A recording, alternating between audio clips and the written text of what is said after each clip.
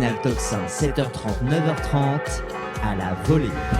Et à la volée, je suis très heureuse de recevoir Youssef Indy et Pierre-Antoine Plaquevent. Bonjour Youssef Indy. Bonjour Clémence Soudiakova. Et merci beaucoup d'être avec nous aujourd'hui. Écrivain, historien des religions, géopolitologue, auteur de Comprendre le conflit israélo-palestinien aux éditions Contre-Culture, ou encore Israël et la guerre mondiale des religions, coécrit avec Pierre-Antoine Plaquevent, ça tombe bien, aux éditions Culture et Racines. Et vous avez aussi votre Substack qui porte votre nom, je crois. Oui, Youssef Indy et Pierre-Antoine aussi a son Substack. Voilà, on arrive sur la présentation de Pierre-Antoine Plaquevent. Bonjour Pierre-Antoine Plaquevent.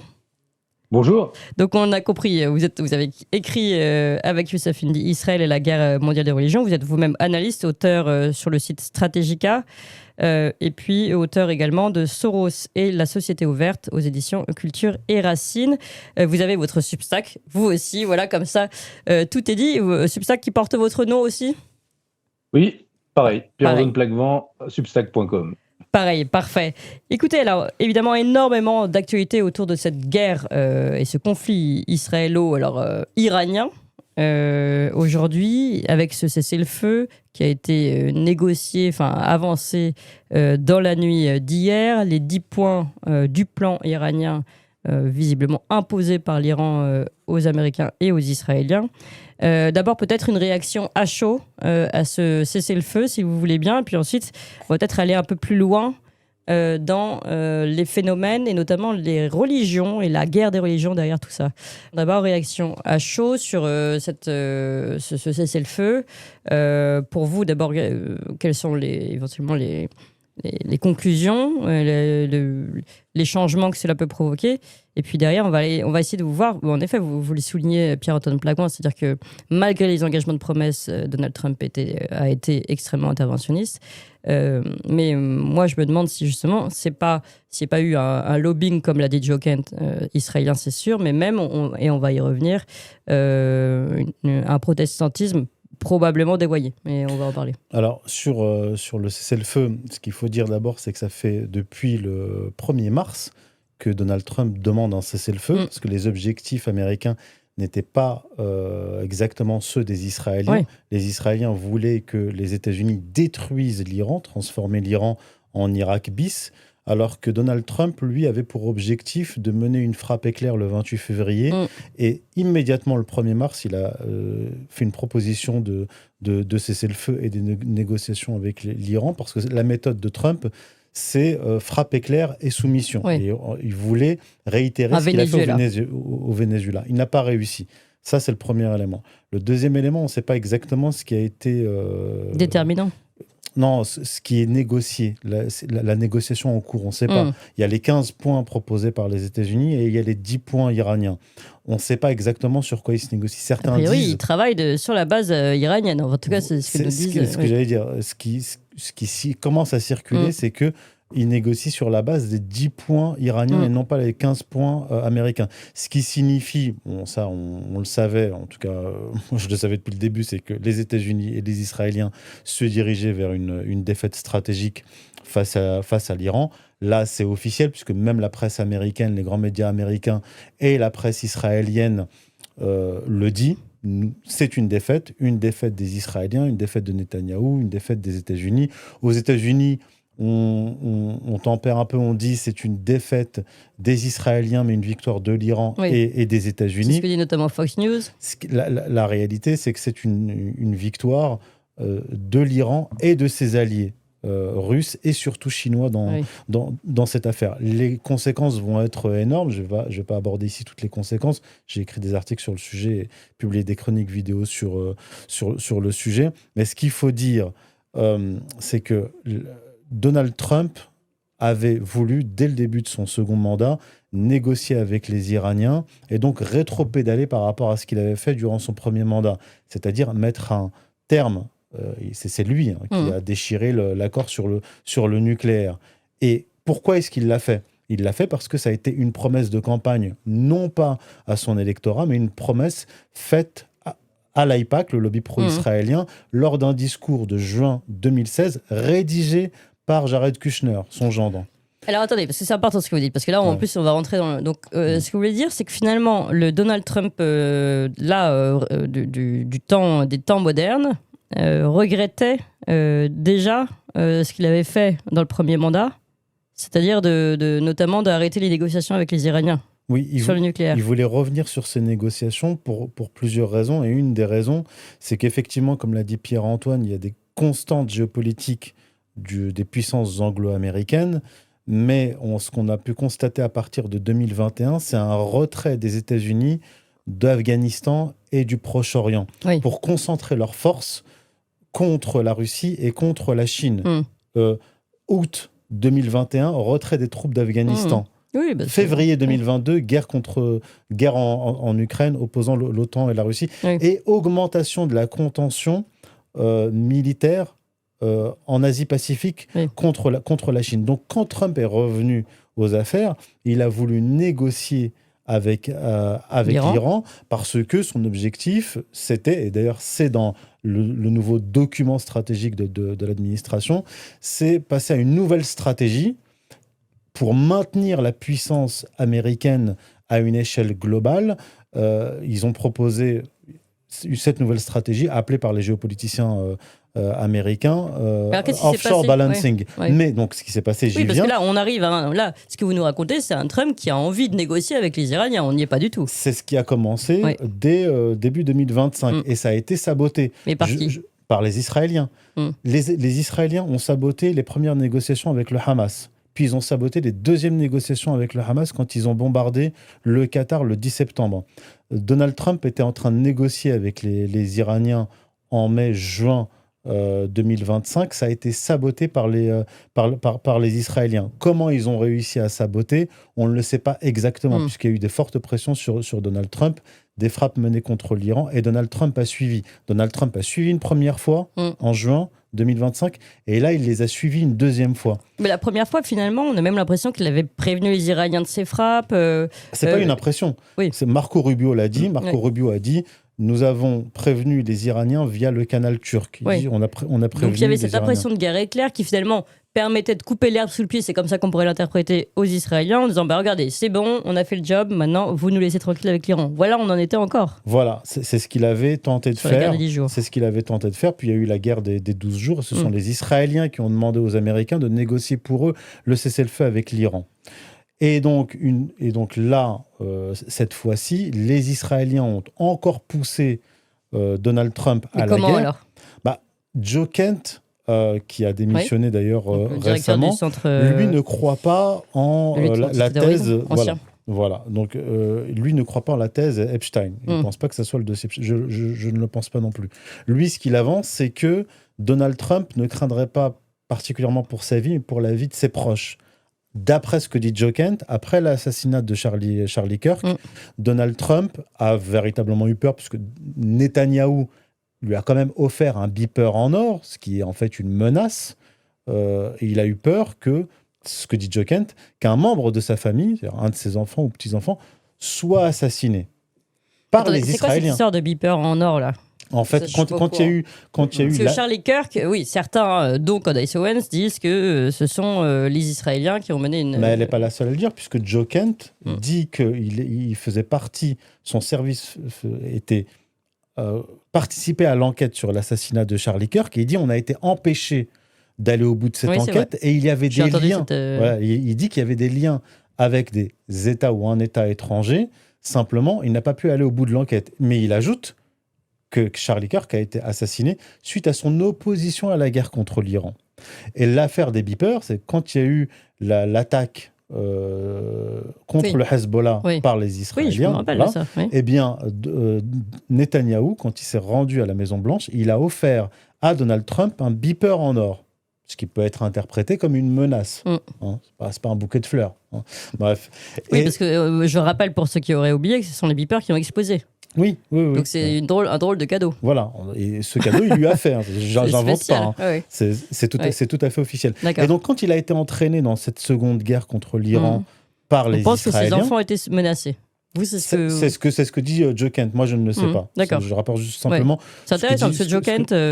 C'est quand même une source plutôt fiable. Oui. Voilà. Mais ce qu'a voulu essayer de faire, je termine là-dessus, Donald Trump une seconde fois, et là, il s'est pris les pieds dans le tapis, c'est qu'il a voulu mener, comme je l'ai dit, une frappe éclair le 28 février, et immédiatement négocier avec les Oui. Iraniens, un peu ce qu'il avait fait l'année dernière. Oui. Or là, ça n'a pas Alors, fonctionné. pourquoi ça n'a pas fonctionné? Parce que les Iraniens, maintenant, il faut comprendre le point de vue iranien. Oui. Du point de vue iranien, les Iraniens, ils se sont dit quoi? Ils se sont dit, si on n'obtient pas une défaite stratégique, nous, une victoire stratégique contre les Israéliens et les Américains, une victoire décisive, tous les 6 mois, ils vont venir nous bombarder. Ah oui. Et Donald Trump, lui, de son côté, s'est dit, je vais les bombarder et je vais les ramener à la table des négociations et leur faire accepter les termes des négociations. Les Iraniens ont dit, non, nous, on va aller au bout de cette guerre, obtenir une victoire stratégique et imposer nos termes dans les négociations. Ok, Pierre-Antoine Plaquevent, un mot à ajouter sur tout ce qui a été dit. Je ne sais pas si vous avez des choses à dire sur l'affaire Charlie Kirk, c'est très intéressant. C'est la première fois que je reviens là-dessus dans mes interviews. Et éventuellement, les différentes raisons qui ont pu faire changer de ligne Donald Trump. C'est-à-dire qu'il y a le chevauchement de deux agendas qui se rejoignent par endroits et diffèrent, quant peut-être aux fins stratégiques dernières. Et effectivement, il y a l'agenda. Enfin, Trump doit gérer la fin de l'hégémonie américaine et le partage du monde avec les puissances asiatiques qui sont maintenant incontournables. Mais en même temps, Israël a un autre agenda qui est celui de devenir, comme l'a dit Netanyahou, une super Sparte, c'est-à-dire d'atteindre la taille critique nécessaire pour, sachant qu'en plus le soutien à Israël s'amenuise toujours plus, y compris en Occident et y compris aux États-Unis. Et là, on va aller encore plus vers cette logique-là. Donc, ils savent qu'ils sont obligés de d'atteindre une masse géopolitique critique, et donc et c'est pour ça qu'il y a une forme de course, je dirais un peu extrême qui est lancée. Ils doivent en gros élargir leur espace vital sous peine de vraiment de finir écrasés. Mais la problématique qu'a Trump, c'est celle qu'ont tous les, présidents américains depuis longtemps. Et sur cette histoire de beeper, à peu près au même moment où Netanyahou offrait donc cette espèce de statue en forme de beeper d'or, il y avait aussi Trump qui rouvrait l'accès à tout le cas de l'assassinat de Kennedy et qui permettait aux enquêteurs indépendants de se constater les liens entre cet assassinat et le Mossad. Après, il y a aussi les liens entre le 11 septembre et le renseignement israélien. Donc, on se rend compte que finalement, les États-Unis, en tant que première puissance occidentale, ont un pistolet sur la tempe, et c'est le pistolet israélien.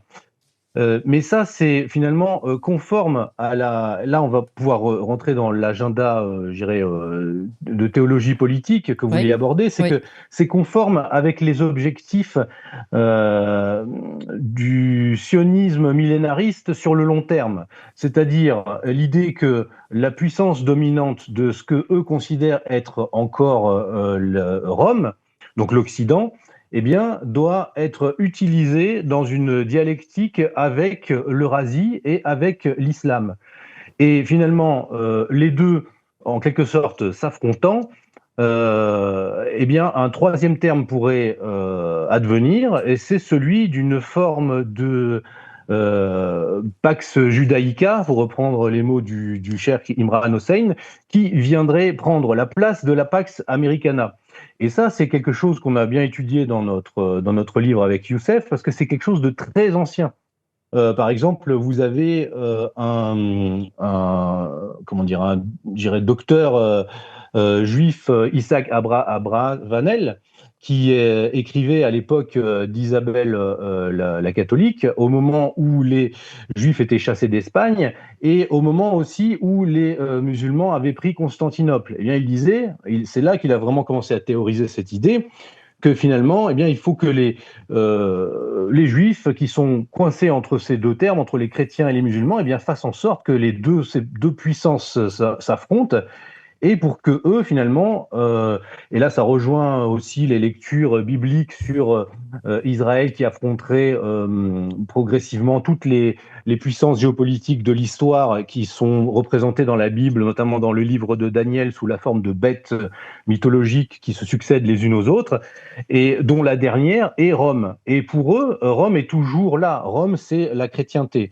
Et donc, il s'agit pour eux de faire s'affronter ce qu'ils appellent Rome, la suite de Rome, et de Ismaël, de l'islam. Voilà. Et donc, on est toujours dans cette dialectique-là. Le 11 septembre, l'après 11 septembre était exactement dans la même idée. Et en fait, il essaye de mobiliser la droite occidentale dans ce combat. Et c'est problématique pour, je dirais, pour la droite occidentale elle-même et pour les occidentaux, parce que là, la séquence dans laquelle nous sommes, on réduit souvent l'extrême gauche va réduire Trump va faire une réduction ad Hitlerum en disant oui, ce sont des fascistes, etc. Mais en fait, le problème, c'est que là, si on regarde il y a un siècle, il y avait déjà des tensions pour sortir de la démocratie libérale qui avait échoué. Et finalement, le fascisme, en attaquant la Russie, a complètement démonétisé le nationalisme pendant plusieurs siècles. Oui. Pendant plusieurs décennies, pardon. Et là, maintenant, avec ce qui se passe avec Trump, le problème, c'est qu'il est en train d'embringuer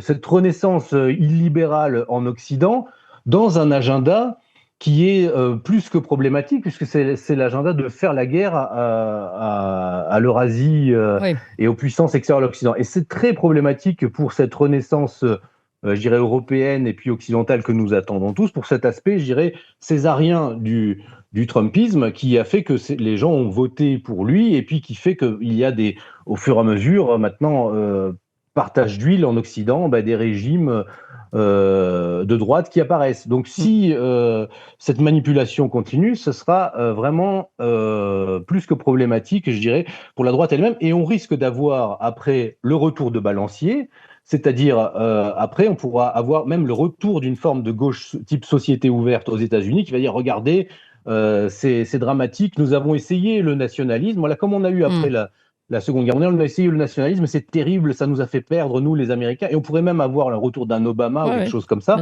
et ça, ce serait vraiment dramatique. Oui.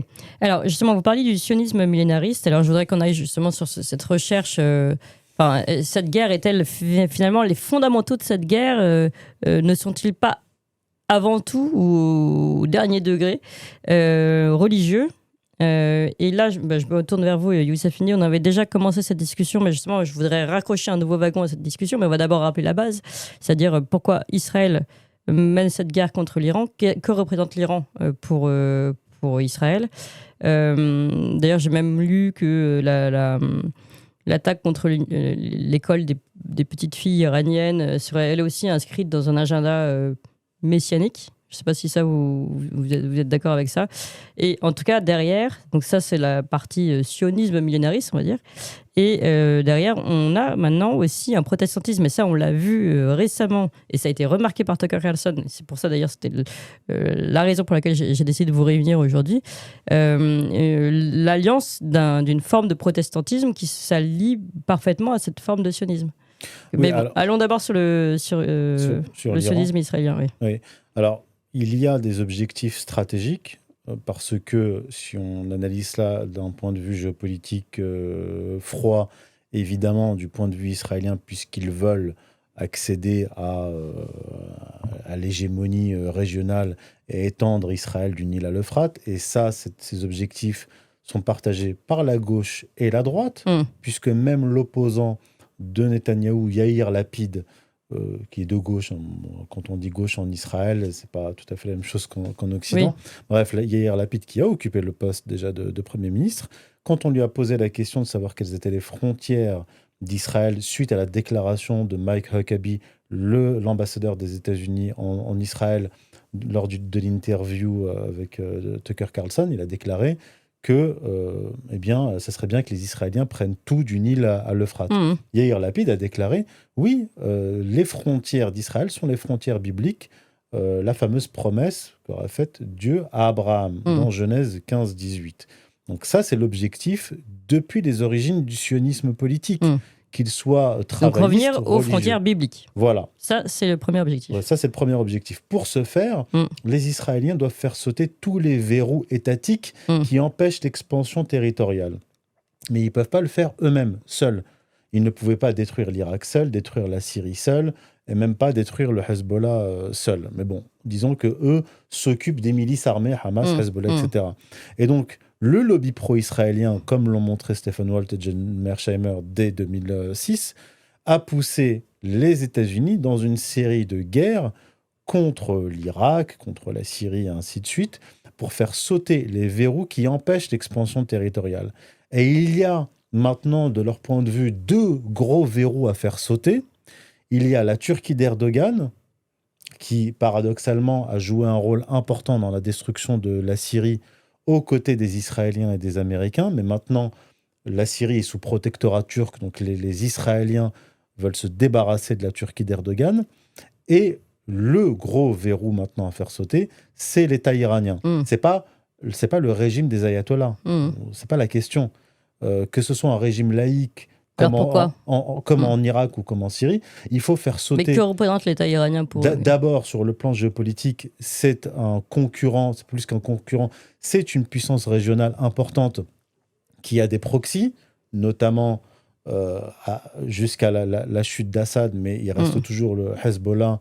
Il y a aussi les Kataïb, Hezbollah, etc. en Irak, qui sont des proxys iraniens, et les Ansarullah, qui sont appelés les Houthis, au Yémen. Donc, pour faire... ça, c'est la partie géopolitique. Ça, c'est la partie géopolitique. Et est-ce qu'il y a une partie, on va dire, religieuse? Oui, bien sûr. Depuis un certain nombre d'années, notamment Benjamin Netanyahou avance comme argument pour faire tomber l'Iran. Alors, c'est un argument qu'il présente aux États-Unis comme aux Russes. Par exemple, en 2017, il s'est rendu à Moscou. Assad était toujours au pouvoir. Et il a dit à Poutine, voilà, il y a 2500 ans, les Perses, représentés par Haman, ont voulu détruire le peuple juif, mais ce plan a été déjoué, et c'est pour ça que nous fêtons Pourim tous les ans. Et il dit à Poutine, aujourd'hui, les Perses, comme il y a 2500 ans, veulent exterminer les Juifs, etc., etc. Donc ça, c'est une référence au livre d'Esther. C'est une référence au livre d'Esther. Et donc, il demande à Poutine de chasser les Iraniens de Syrie. Et c'est un argument qu'il a aussi utilisé dès le début de la guerre. Dès le 28 février, quand ils ont assassiné le guide suprême iranien et que la guerre a commencé, donc 28 février dernier, il a déclaré encore la même chose. Il y a 2500 ans, les Perses ont voulu détruire les Juifs, etc., etc. Et aujourd'hui, nous faisons face à la menace perse. Donc en fait, ce qu'il faut bien comprendre, c'est que d'abord, il y a dans l'esprit des dirigeants juifs, mais même des rabbins, des archétypes d'ennemis ontologiques d'Israël qui se réincarnent sans cesse. Parce qu'en fait, Haman, qui était le vizir de Xerxès dans le livre d'Esther, je ne dis pas que ça existait, mais dans le livre d'Esther, Haman, le vizir qui veut tuer les Juifs, eh bien, est lui-même un descendant d'Amalek, peuple amalécite que Yahvé fait exterminer par les Hébreux à l'époque. Donc il y a toujours cette réincarnation, ce retour de l'ennemi ontologique. Et donc Amalek, c'est les Gazaouis, Amalek, c'est l'Irak. D'ailleurs, à un moment donné, les protestants américains... Donc il y a cet agenda biblique, presque on va dire. Après, on va peut-être interroger justement sa place dans la Bible, mais c'est un autre sujet. Mais un agenda biblique. Est-ce qu'il y a d'autres éléments qui montrent qu'ils sont dans cet agenda biblique? Tout. Dans leur guerre.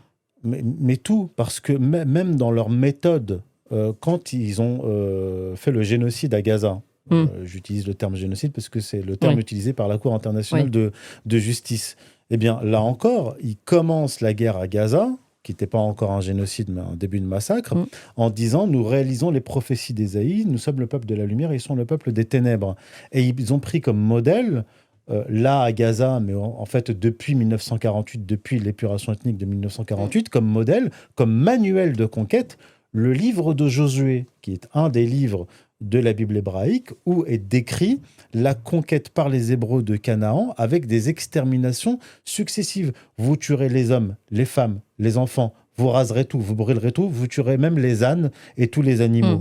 Et c'est ce qu'on a vu à Gaza. Et pour l'Iran, c'est vrai pour cette histoire des petites filles qui ont été bombardées, cette école. Elles ont été bombardées par des missiles Tomahawk, donc ce sont les Américains qui ont fait cela. Ils l'ont admis. Certains militaires américains disent que c'est une erreur, mais le problème c'est que 2 missiles ont frappé l'école, un premier missile, puis un deuxième 45 minutes plus tard. Oui, parce que l'explication c'est que c'était une erreur, parce que c'était une école qui était adossée elle-même à un...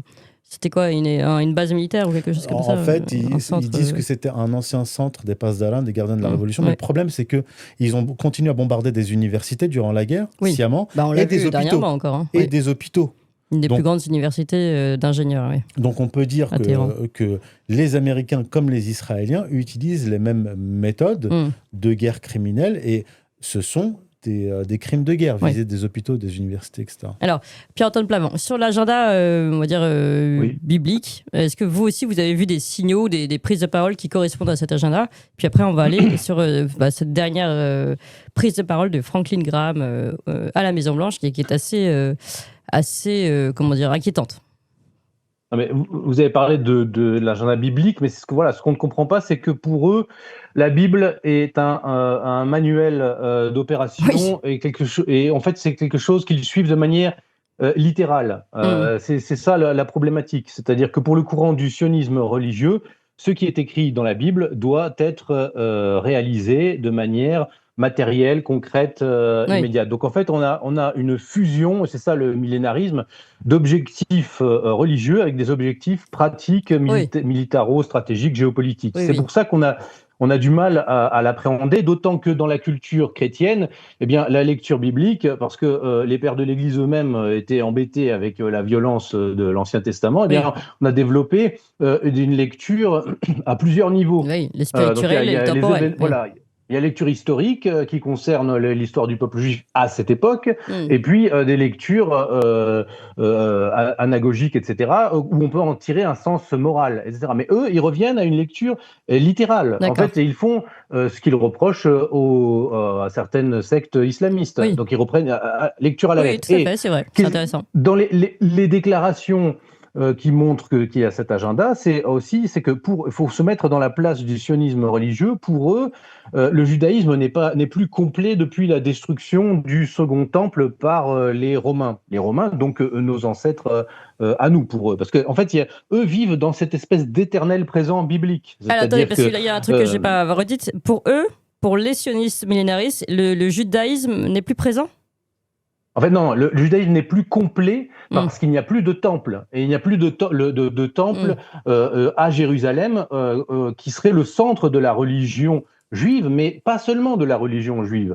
Ils vont dans l'idée de reconstruire le temple de Jérusalem et de transformer même Jérusalem en une sorte de Vatican israélien qui deviendrait un centre théologico-politique pour le monde entier. C'est-à-dire que pour eux, la présence divine même n'est plus présente sur terre du moment que le temple n'est pas reconstruit et que les sacrifices ne s'y déroulent pas comme à l'époque de, je dirais... Mais quel sacrifice Israël. Les sacrifices, comme on fait je dirais comme faisaient les païens, c'est-à-dire amener des victuailles et y compris des sacrifices d'animaux. Et il y a l'Institut du Temple, dont on parle dans le livre, qui a été monté par des gens qui, au départ, ont essayé de faire, parce que qui étaient même dans le terrorisme pour essayer de faire exploser l'esplanade des mosquées, etc. Ensuite, ils sont reconvertis dans ce que nous appelons la métapolitique, c'est-à-dire l'influence culturelle, idéologique. Et en fait, ils préparent les éléments pour reconstruire le temple et refaire la religion juive telle qu'elle était pratiquée dans le temple, je dirais, en se basant sur les descriptions qui sont dans la Bible, notamment dans le livre d'Ézéchiel, etc. Donc leur idée, c'est de faire... donc les derniers éléments qui manquent pour la reconstruction du temple vont être donnés par le Messie lui-même. Pour eux, l'Israël n'est pas complet parce que Israël n'a pas vocation à être, on dit maintenant maintenant, souvent on lit les articles même de la gauche israélienne, ah ça y est, Israël n'est plus une démocratie libérale. Mais pour eux, Israël n'a pas vocation à être une démocratie libérale. Israël a vocation à être une théocratie,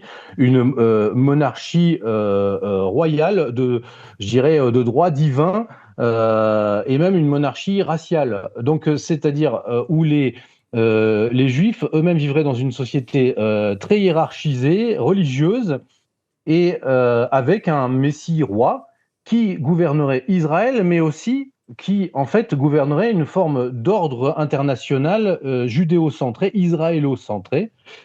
Et cela arrivera après la série de grandes guerres qui sont en fait, et c'est là qu'on ne comprend pas même le jusqu'au-boutisme israélien, parce que c'est là que se chevauche, je dirais, le réalisme des puissances occidentales qui sont traînées vers ces guerres, et l'agenda de guerre eschatologique. C'est ça qu'on ne comprend pas. C'est une guerre eschatologique. Donc Israël mène des guerres eschatologiques, c'est-à-dire qui visent des fins dernières.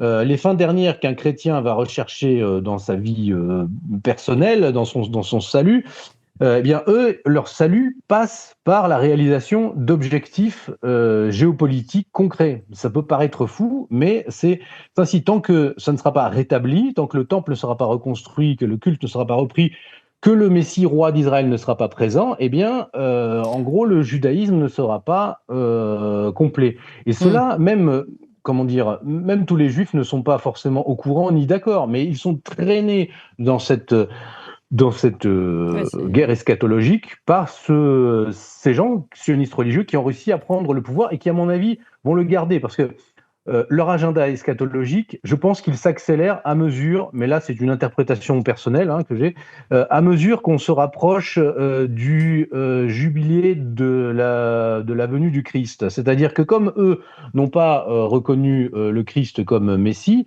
eh bien ils doivent se dépêcher de, en gros, tout mettre en place pour que ce qu'ils considèrent être le vrai Messie arrive. Rappelons, là on est dans la période pascale, que si le Christ a été crucifié et tué, c'est parce que au moment des rameaux, on voit que le Christ est accueilli comme le Messie, et ensuite il est tué. Il est tué pourquoi ? Parce qu'il n'est pas justement ce roi de puissance terrestre qu'ils attendent, et qu'attendent toujours les sionistes millénaristes. Et c'est pour ça que pour eux, faire la guerre. C'est intéressant. On fait aussi un cours de, de religion. Jésus n'est pas reconnu comme le Messie parce que il n'est pas le roi puissant que les Juifs imaginaient. Qu'attendaient les pharisiens exactement, et qu'ils attendent toujours. Et c'est ça la problématique. C'est pour ça que même ce christianisme sioniste, ou ce judéo-christianisme qu'ils essayent de vendre aux chrétiens, est un mariage sur des conditions biaisées.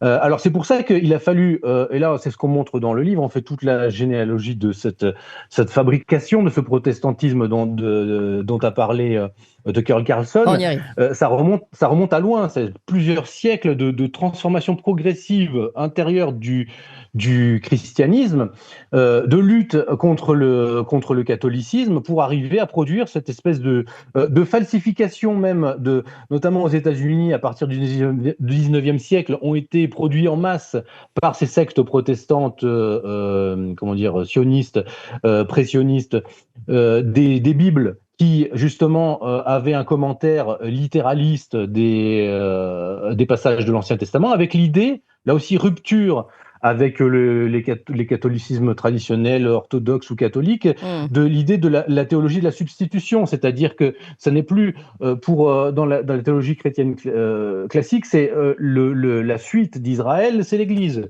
Pour eux, non. Et donc, ils ont transformé le protestantisme de manière à ce que les judéo-protestants admettent que finalement les promesses faites à Israël dans l'Ancien Testament continuent d'être valides malgré la venue du Christ, etc. Donc, on se retrouve avec une espèce de chevauchement de narration qui fait que d'ailleurs, le soutien, je dirais, des évangélistes sionistes à Israël est assez paradoxal, puisque eux, ils attendent tout de même que eux, ils disent que le Messie qu'attendent les Juifs sera l'Antéchrist. et qu'à ce moment-là, finalement, il persécutera même les Juifs, et les Juifs se rallieront au christianisme. Donc on voit que c'est une sorte de soutien. Mais qui dit ça? Je comprends pas. Alors, qui dit que ce sera l'antéchrist? Les évangélistes sionistes sont bien, ne peuvent pas admettre que le Messie des Juifs sera un vrai Messie. C'est impossible dans la théologie chrétienne. Oui, donc ils admettent que ce sera l'antéchrist. Mais ils le soutiennent quand même par accélérationnisme. C'est-à-dire dans l'idée que ça va accélérer le retour du Christ. Puisque pour que vienne le Christ, l'antéchrist doit venir d'abord. Vous voyez ? Donc ce sont des logiques folles, parce que même d'un point de vue chrétien, on ne peut pas accélérer les choses ou faire un mal pour un bien. Oui. Donc, et c'est ce que font les évangélistes sionistes, qui représentent quand même plus de 20 millions de personnes, plus aux États-Unis, et en fait, et qui ont surtout des réseaux d'influence conséquents, et qui ont tissé leur pouvoir jusqu'à la Maison Blanche. Et puis on se rappelle, vous parliez de déclarations sur l'Iran, mais à l'époque déjà Pompeo, ancien ministre de Trump première administration, disait ouvertement que Trump est le nouveau roi Cyrus qui va redonner la nouvelle reine Esther, et reconstruire le. Il disait que la c'était nouvelle Esther. Esther. Voilà, c'est ça, exactement. Voilà. Mais c'est parce qu'il a été frappé. Trump. Oui, en plus. Voilà, on va y arriver. Exact, mais il a été frappé par exemple par un institut israélien, des monnaies à l'effigie de Trump, où il est présenté comme le nouveau Cyrus, et on voit le profil de Trump avec le profil de Cyrus, et qui va donc reconstruire le temple, etc. Et derrière, et sur d'autres monnaies aussi, il est marqué la guerre des fils de la lumière contre les fils des ténèbres, etc. Donc ils sont vraiment dans cette approche millénariste, eschatologique, et je suis persuadé que pour moi, ils sont pressés parce qu'il y a ce calendrier en quelque sorte biblique, et si vous regardez bien, vous avez à peu près 2000 ans entre... ils sont pressés d'arriver à la fin dernière, on est d'accord, d'accélérer. Aux fins dernières, parce que pour eux, parce qu'il faut comprendre une chose, c'est que quand Israël sera transformé dans cette espèce de théocratie, eh bien, le monde changera. C'est-à-dire qu'après, à partir de là, on rentre dans un processus, mais dans un processus où en fait la présence divine redescend sur Terre, et donc l'humanité commence à rentrer dans un nouvel âge d'or, comme l'a promis Trump durant son investiture. Et ce nouvel âge d'or, après, amène, selon les interprétations, à une restauration du paradis sur Terre.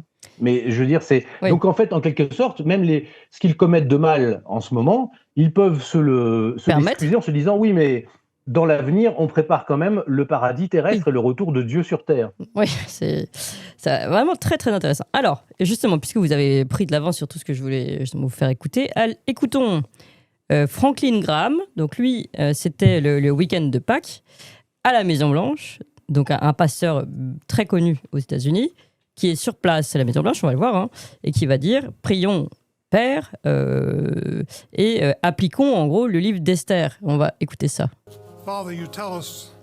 Père, vous nous dites dans le livre d'Esther que les Perses, les Iraniens, voulaient tuer tous les Juifs, les enfants, les femmes, tout ça en une journée.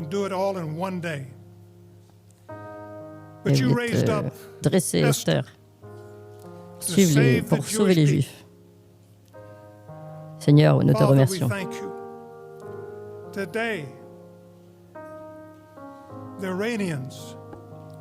Aujourd'hui, les Iraniens, ce régime pervers de ce gouvernement,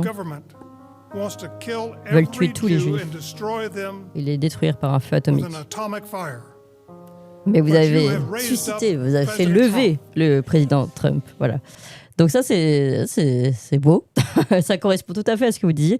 Et c'est très récent. C'est arrivé là, donc le week-end de Pâques, et c'était à la Maison-Blanche. Bon, puisqu'on y est, tant qu'à faire, à la Maison-Blanche, au même moment, on a aussi la conseillère spirituelle de Trump, Paula White. Alors celle-là, elle est assez amusante à voir. Elle est cortiquée. Oui, et elle compare le président Trump à Jésus-Christ directement. Donc on peut voir ça aussi. Jésus nous a enseigné tant de leçons à travers sa mort. Il nous a montré ce qu'est un grand leadership. Une grande transformation exige un grand sacrifice. Monsieur le Président, personne n'a payé le prix comme vous l'avez payé. Cela vous a presque coûté la vie. Vous avez été trahi et arrêté. Et faussement accusé. C'est un schéma familier que notre Seigneur et Sauveur nous a montré. Mais ça ne s'est pas arrêté là pour lui et ça ne s'arrêtera pas pour vous. Dieu a toujours eu un plan. Le troisième jour, il est ressuscité, il a vaincu le mal, il a conquis la mort, l'enfer, la tombe. S'il est ressuscité, nous savons que nous pouvons nous relever nous aussi. Monsieur, grâce à votre résurrection, vous êtes relevé.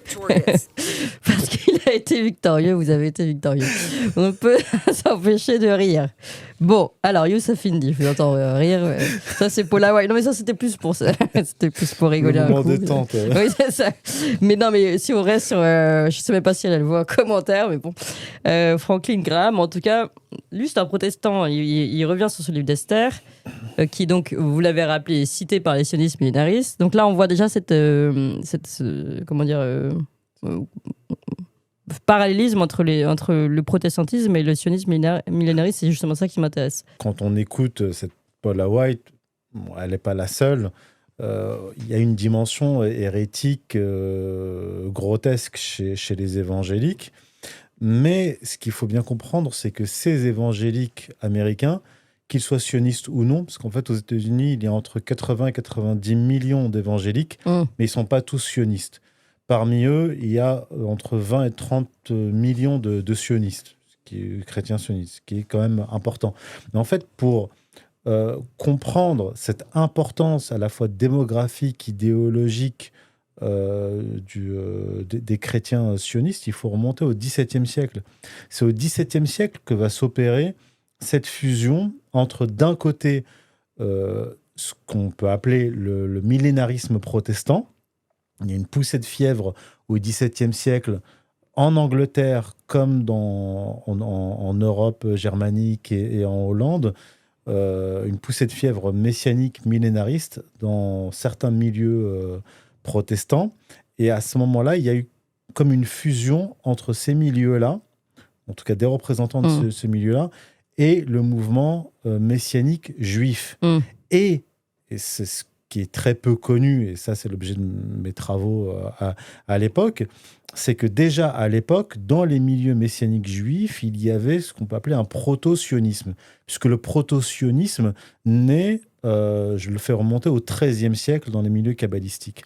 Et donc à un moment donné, il y a cette fusion, cette influence du messianisme juif et proto-sionisme messianique juif dans les milieux protestants millénaristes. Mais alors, attendez, pardon, juste parce que est-ce que ces milieux protestants millénaristes ont également cet agenda eschatologique, c'est-à-dire accélérer la fin dernière? Oui, parce que déjà à ce moment-là, au XVIIe siècle, ils pensent, eux, les millénaristes protestants, qu'il faut, sous influence du messianisme juif, qu'il faut rapatrier le peuple juif en Terre Sainte. C'est ce qu'on va appeler au XVIIIe, XIXe siècle le mouvement restaurationniste, qu'il ne faut pas confondre avec l'autre restaurationnisme qui consiste à restaurer, soi-disant, le véritable christianisme, restaurer les Juifs en Terre Sainte pour accélérer le retour du Christ. Donc là, on est au XVIIe siècle. Or, ce concept accélérationniste de l'histoire, c'est un concept qui ne vient pas du protestantisme ni du christianisme. Il vient du milieu messianique juif que j'appelle le messianisme actif, qui va influencer les milieux protestants et qui va dévoyer finalement le protestantisme initial. Oui, bien sûr. Mais comme d'ailleurs il dévoie le judaïsme initial. Oui, bien sûr. Alors, et à ce sujet, Tucker Carlson, pour finir dans mes extraits, on a parlé dans sa grande vidéo que je recommande à tout le monde, ça fait 3 jours que j'en parle à tous mes auditeurs, donc s'ils n'ont pas compris, une vidéo du 2 avril concernant la fin de l'Empire américain mondial. Et à un moment donné, il y a une sortie intéressante il cite Franklin Graham, là, qu'on a vu il y a peu de temps, et il dit, mais cette religion, d'ailleurs, il revient sur le livre d'Esther, en disant, on devrait s'intéresser au livre d'Esther, parce que Dieu n'est pas cité dans le livre d'Esther, et d'ailleurs, Martin Luther voulait enlever ce livre de la Bible, etc. Et, dit-il, cette religion qu'on voit à l'œuvre là n'est pas la religion, n'est pas une religion chrétienne. C'est autre chose. Et cette autre chose est un mensonge. Et ce mensonge doit être dit. Voilà ce que dit Tucker Carlson. Je trouve que c'est particulièrement intéressant. Et c'est quand même, peut-être le journaliste le plus vu aux États-Unis. Donc c'est très important. Surtout que cette vidéo-là a eu un succès énorme. Donc on va regarder l'extrait. The other thing we've learned is that huge parts of Protestant Christianity in the United States, the leadership, totally corrupt.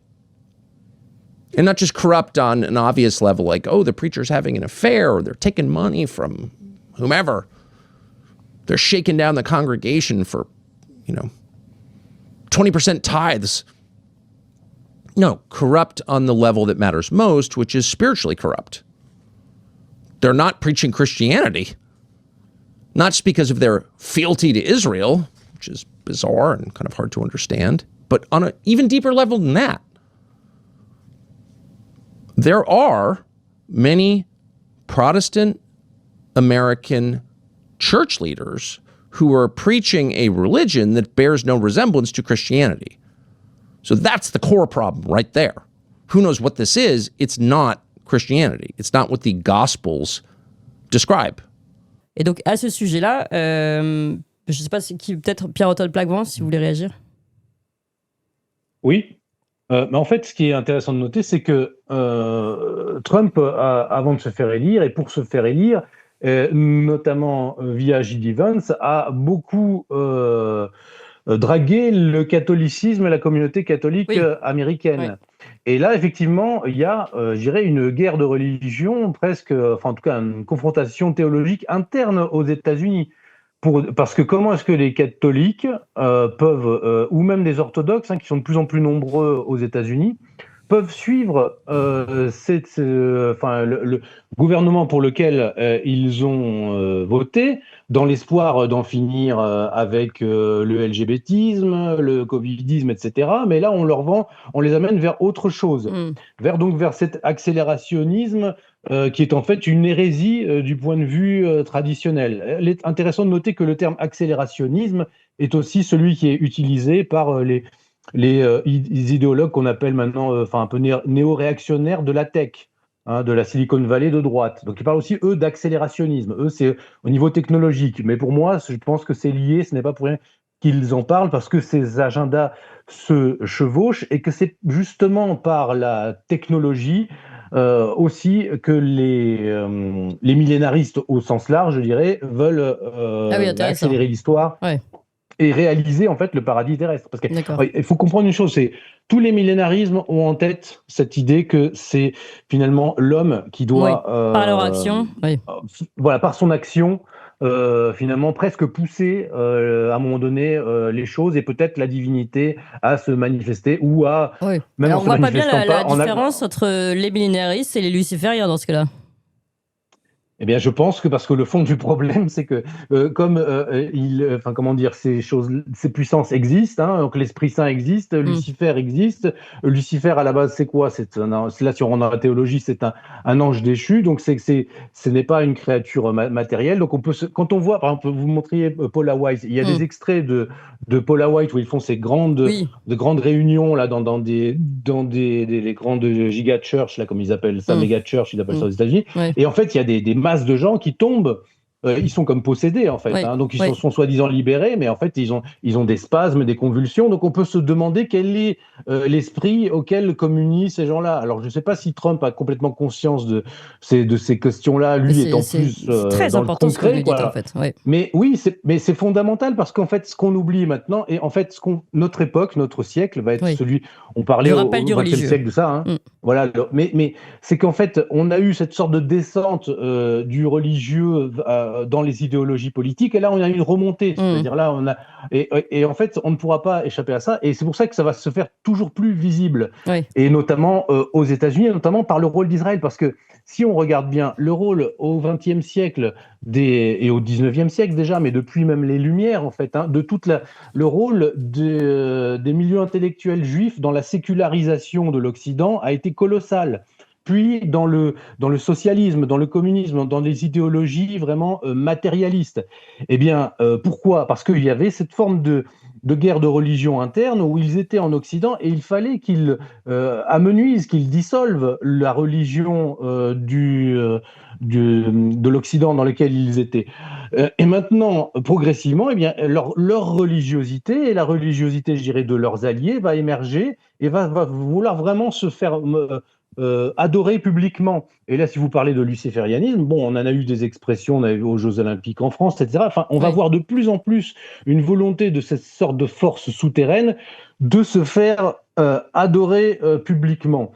Par l'entremise de gens qui, eux, sont peut-être dans des choses plus politiques et géopolitiques. Mais par exemple, si on prend des personnages comme Netanyahou. Netanyahou, c'est quelqu'un de très froidement matérialiste dans l'exécution de ses objectifs géostratégiques, mais qui en même temps est complètement baigné dans ces conceptions-là, puisque son propre père, qui a été lui-même secrétaire de Jabotinsky, qui est l'aile droite du sionisme, qu'à l'époque Mussolini appelait, en parlant aux proto-sionistes, oui, votre fasciste Jabotinsky. Oui.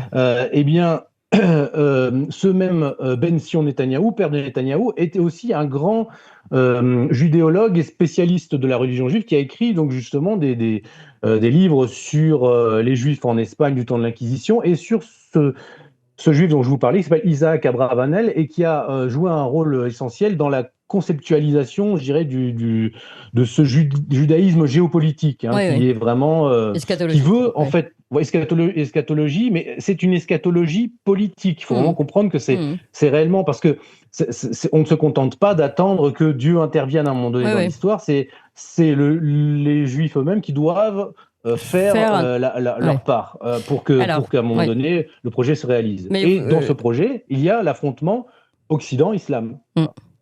D'accord.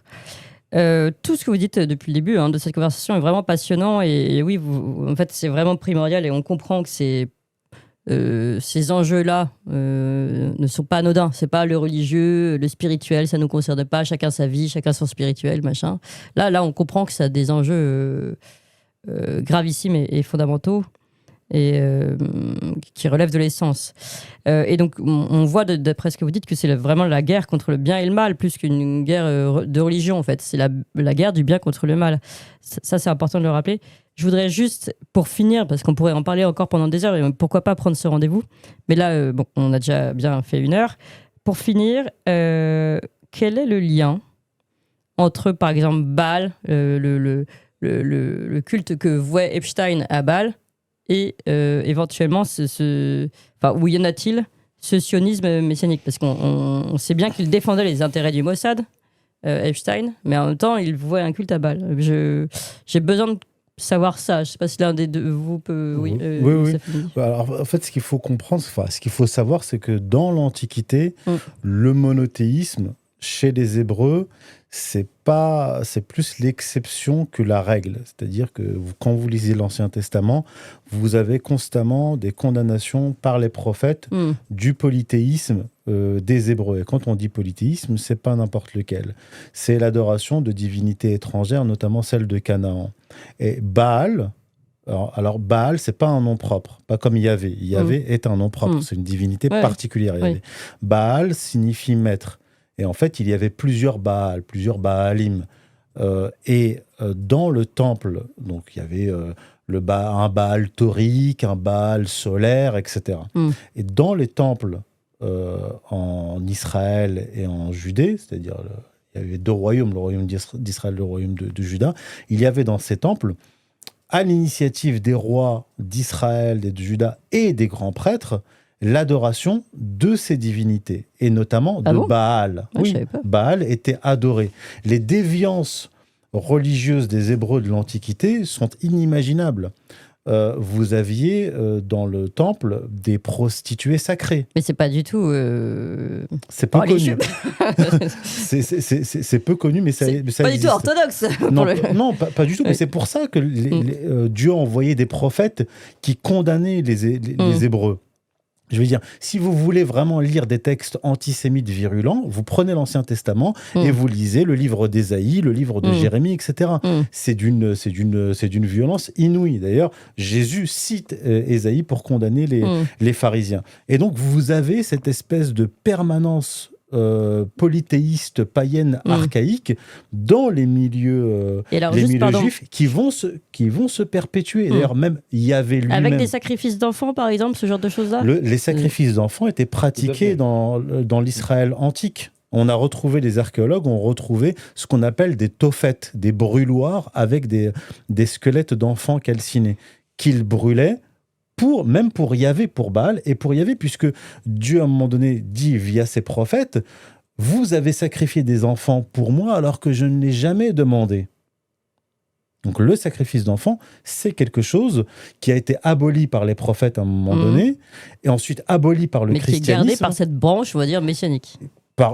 Même plus que messianique. Je ne sais pas trop comment l'appeler pour pas tomber sous le coup de la loi, mais elle existe toujours. Jusqu'à aujourd'hui, quand on lit le dossier Epstein et les échanges entre des agents du FBI et de la police, oui, on peut dire qu'effectivement, ces sacrifices n'ont pas cessé.